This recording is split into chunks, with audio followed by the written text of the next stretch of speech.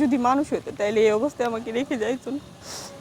আমি তার সাথে কোনো কিছুই চাই না। আমি তার ফ্যামিলিকে পায়ে পর্যন্ত ধরছি যে আমি আপনাদের বাসায় চাকরানির মতো থাকবো, তাও আমাকে আর আমার সন্তানকে অধিকারটা দেয়। কিছু মানুষের চেহারা অমানুষও তৈরি হয়, সেটাই আবার এটা পরিচয়। কারণ সত্যিকার আমি ওকে দেখে বুঝতে পারছি যে কিছু মানুষ অমানুষও হয়, মানুষ হয় না সব সময়। বিশেষ করে ও তো একটা ছেলে মানুষ, কিন্তু আমার শাশুড়ি তো বুঝতে পারতো। আমার এলাকার মানুষ সবাই আমাকে সাপোর্ট করছে, কিছু বলবো না, কিন্তু তারপরেও সে আমাকে অত্যাচার করে না খাওয়ে না দাওয়ে বাসা থেকে বের করে দিচ্ছে। এটা কে করেছে? আমার শাশুড়ি। এখন সে বলে আপনাকে নিবে না। না, আপনার অপরাধ কি বলে সে? আমি তো এটাই, আর কিছু না। বিয়ের সময় তো জানতো তারা আপনি অন্য বোন।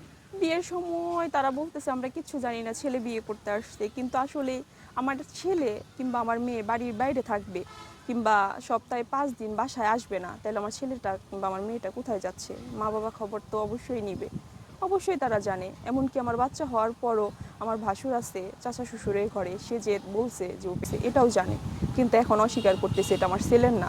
তুমি সারাদিন বাইরে বাইরে চাকরি নিয়ে ঘুরে বেরো, এটা অন্য কারো।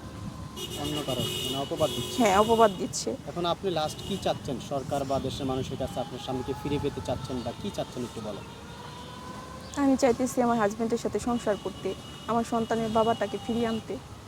যদি দেশের সরকার কিংবা আইন শৃঙ্খলা কেউ যদি পারে আমাকে এটুকু হেল্প করুক, আমি তাদের কাছে সারা জীবন ঋণী থাকবো।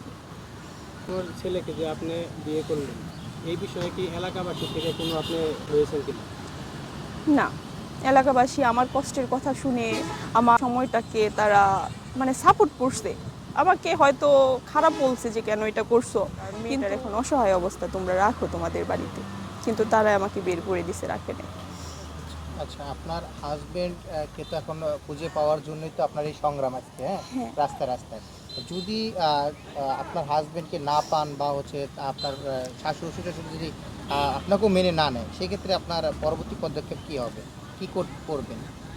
যদি এরকম হয় তাহলে আমাকে কোর্টে যেতে হবে, কোর্টে যেয়ে আমার শ্বশুর শাশুড়ির বিরুদ্ধে মামলা করতে হবে। আপনার স্বামীর বিষয়ে একটা বার্তা দেন। আসলে সে লুকিয়ে থাকলে বা কেউ রুম করে রাখলে এই ভিডিওটা দেখে যেন সে আপনাকে নক করে। একটু বলেন, কাগজটা দেখা বলেন। কাগজটা এই যে এটা ছবি আছে না, এটা দেখা বলেন যে আপনার স্বামীর উদ্দেশ্যে বলেন আপনি।